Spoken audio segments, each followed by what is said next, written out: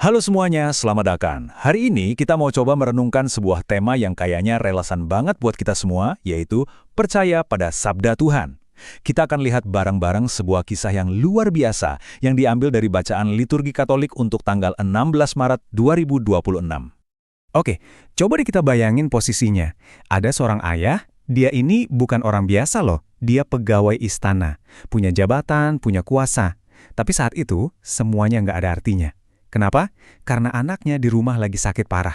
Kondisinya kritis, di ambang kematian. Dia benar-benar putus asa.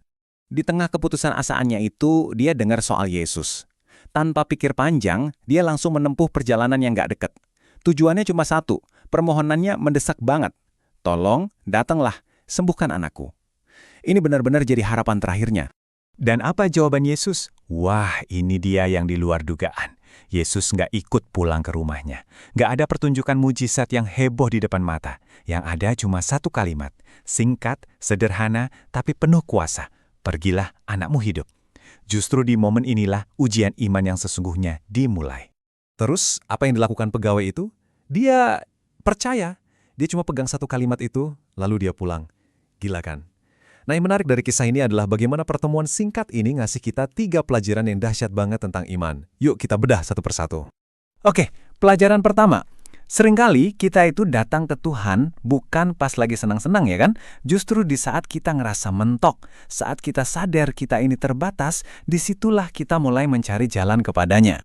Pegawai istana itu pasti udah coba semua cara. Mungkin dokter terbaik udah dipanggil, obat paling mahal udah dibeli. Sama kayak kita di zaman sekarang kan, kalau ada masalah kita andelin dulu keahlian kita, uang kita, koneksi kita, sampai akhirnya kita nabrak tembok. Nah, justru kesulitannya yang luar biasa inilah yang seolah-olah membuka matanya, ngasih tahu dia kemana harus mencari pertolongan sejati. Dan poin pentingnya adalah, ketika kita datang pada Tuhan dengan kondisi hancur-hancuran seperti itu, dia nggak pernah menolak. Selalu ada janji harapan yang baru. Dan gagasan ini diperkuat banget di bacaan pertama hari ini. Ayat dari kitab Yesaya ini bukan cuma kata-kata puitis yang indah loh. Ini adalah sebuah janji Tuhan untuk melakukan pembaruan total. Jadi saat dunia kita rasanya runtuh, persis seperti yang dirasakan pegawai itu, Tuhan justru menjanjikan sesuatu yang baru. Langit yang baru, bumi yang baru, harapan yang baru, hidup yang baru. Sekarang kita lanjut ke pelajaran kedua. Dan ini adalah inti dari semuanya, yaitu tantangan untuk percaya pada sabdanya, percaya pada janjinya, bahkan sebelum kita melihat buktinya dengan mata kepala sendiri. Coba kita resapi lagi deh. Pegawai ini kan mintanya Yesus datang ke rumahnya ya kan? Tapi itu nggak terjadi.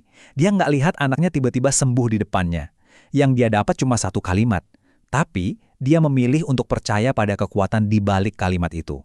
Wah, itulah iman dalam bentuknya yang paling murni. Keren banget ya kata-kata Santo Agustinus ini, iman itu bukan berarti kita jadi buta. Justru sebaliknya, iman itu adalah cara melihat yang berbeda. Bukan lagi pakai mata fisik, tapi pakai mata hati. Hati yang percaya pada kebenaran yang jauh lebih dalam dari apa yang kelihatan. Dan ini membawa kita ke pelajaran terakhir yang gak kalah penting. Apa sih yang terjadi kalau seseorang benar-benar percaya? Nah, ternyata dampaknya itu nggak berhenti buat diri dia sendiri. Efeknya itu bisa menyebar kayak gelombang di air. Coba bayangin momen ini. Dia lagi di perjalanan pulang, tiba-tiba dari jauh hambanya datang lari-lari, bawa kabar baik. Anaknya sembuh. Terus, karena penasaran, dia tanya, jam berapa anakku mulai membaik? Dan jawaban mereka, tepat pada jam ketika Yesus bilang, anakmu hidup. Ini konfirmasi ilahi. Kepercayaannya terbukti 100%. Tapi, tunggu dulu. Ternyata ada mujizat yang lebih besar lagi setelah penyembuhan fisik itu. Iman si ayah ini jadi kayak percikan api kecil yang akhirnya menyalakan api iman di seluruh rumahnya. Berkatnya jadi meluas. Dari satu anak yang sembuh, jadi satu keluarga yang diselamatkan dalam iman. Luar biasa. Ini nunjukin ke kita kalau iman kita itu punya kekuatan yang jauh lebih besar dari yang kita kira.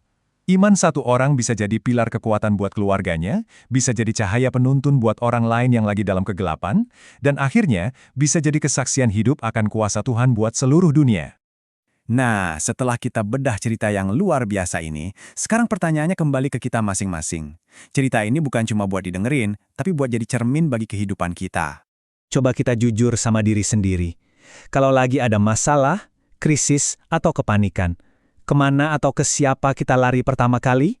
Apakah kita sibuk coba semua solusi manusiawi dulu, baru kalau udah mentok, kita datang ke Tuhan sebagai pilihan terakhir?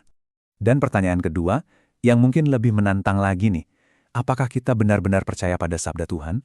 Sanggupkah kita pegang janjinya dan melangkah dengan yakin, bahkan saat kita belum lihat sama sekali hasil dari doa-doa kita? Dan yang terakhir, mari kita berpikir keluar. Gimana ya caranya iman kita ini bisa jadi berkat, jadi sumber kekuatan dan harapan bukan cuma buat diri kita sendiri, tapi juga buat orang-orang di sekitar kita, buat keluarga, teman-teman, dan komunitas kita. Sebagai penutup, mari kita ambil waktu sejenak dan menjadikan doa ini sebagai doa kita bersama. Tuhan, ajarlah aku untuk percaya pada sabdamu. Kuatkanlah imanku agar aku senantiasa berharap kepadamu dalam situasi apapun dalam hidupku. Amin.